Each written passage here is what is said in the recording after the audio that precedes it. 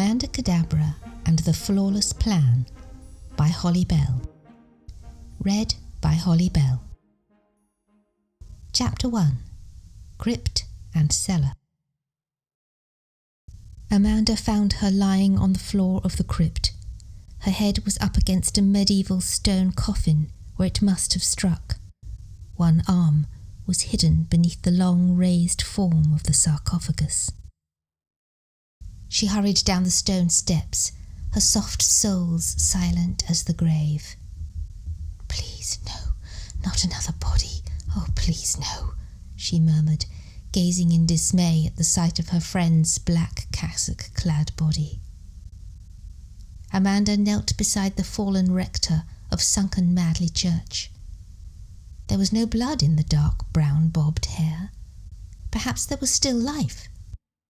Amanda laid a hand on her shoulder. "Rector!" The body convulsed, the head turned. The alarmed face of the shepherd of St. Ursula without Barnet looked up with alarm.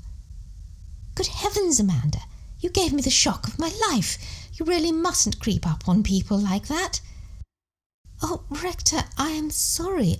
I just saw you lying there, and I thought—" "Of course, dear, after that dreadful affair at— Aha!" The Reverend Jane Waygood withdrew her arm from beneath the sarcophagus and knelt up, looking at Amanda's feet. "Yes, trainers. I see why you apparently stealthed up. Well, you're just the person I wanted to see, and even more so at this moment.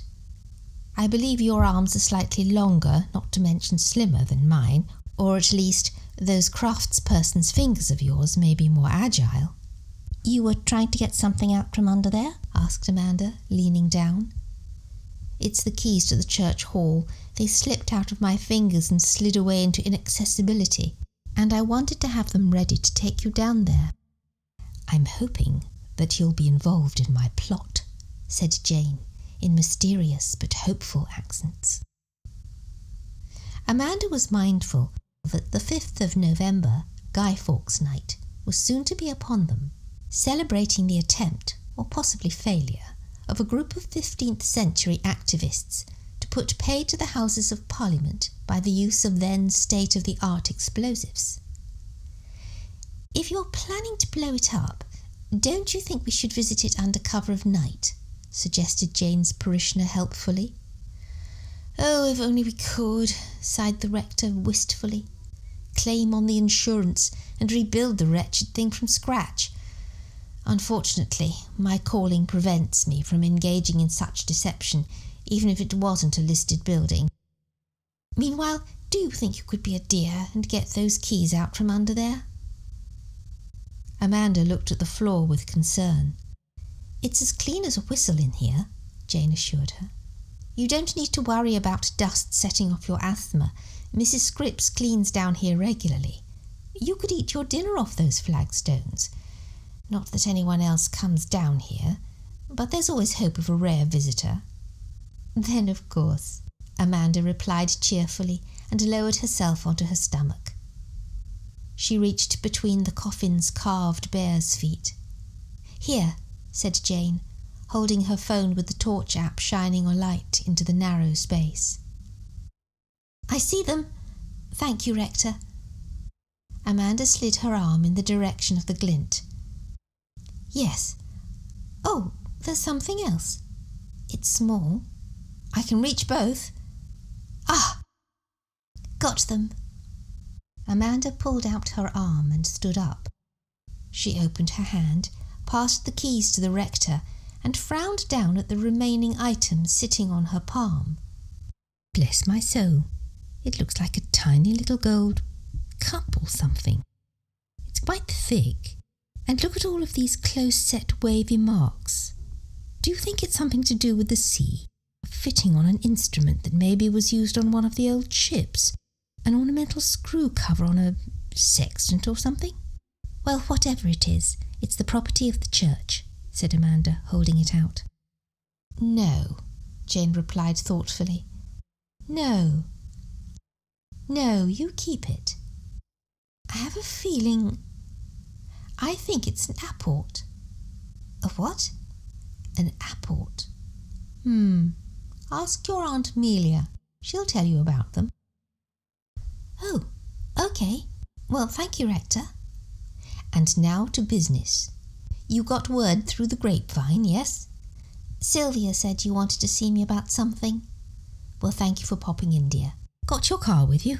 Asked Jane, leading the way up out of the artificially lit crypt into the daylight in a corner of the west end of the church. Yes, as it happens. Good. Go and fetch a dust mask. Oh?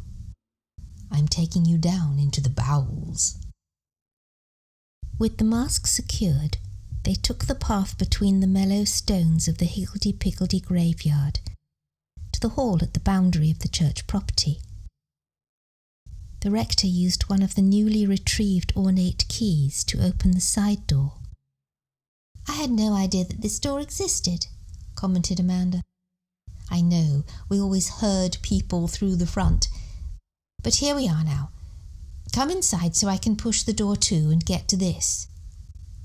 There, at right angles to it, was another one, also locked.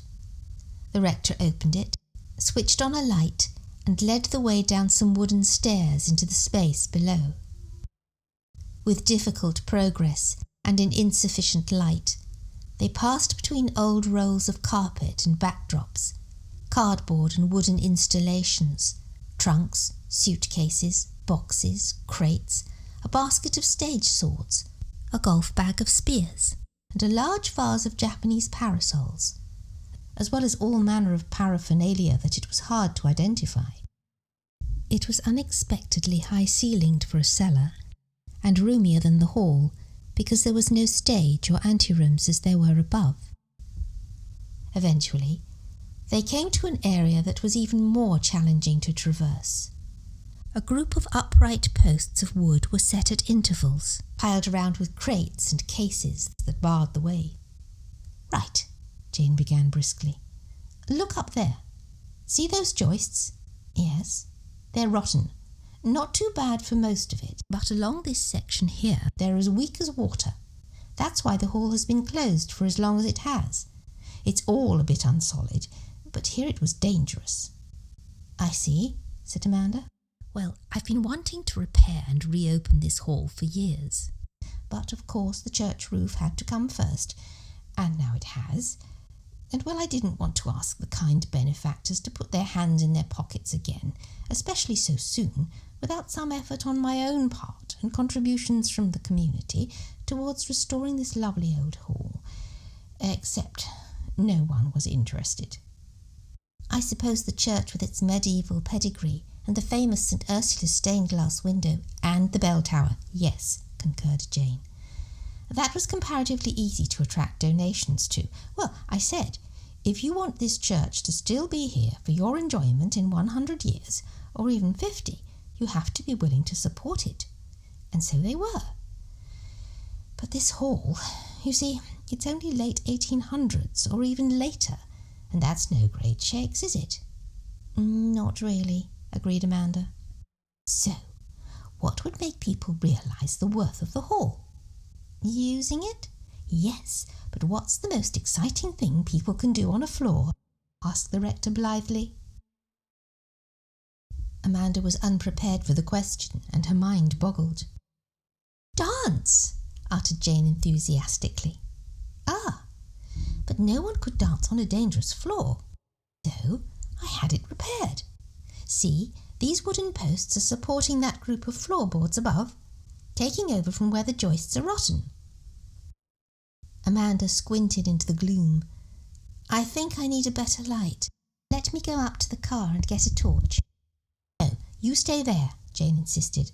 I'll get one.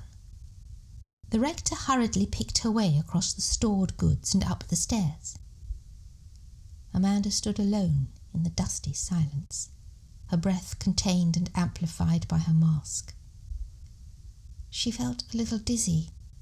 Her vision fuzzed. Suddenly, it was as if something shot down through the ceiling of floorboards above and would have hit her if she had not dodged back, tripping over a wooden case and stack of props. She got to her feet. There was nothing there. Nothing above or below. that had not been there before. But now there was a faint sound of music. Maybe someone had a car radio on loudly nearby. Yet there was singing too. It was a waltz, an old song. Grandpa used to sing it. Yes, to Granny. Roses are shining in Piccadilly, in the hush of the silver dew. And there was thumping above. No, not thumping exactly. Feet. Walking. No, they must be dancing. Waltzing across the boards above her head, and people singing their hearts out. It wasn't frightening. There was something wonderful and free and heartbreaking about it all at once. She wanted to be up there with them. "Here we are, dear," came the rector's voice, and at once it stopped. The music, the singing, the waltzing feet, as if it had never been.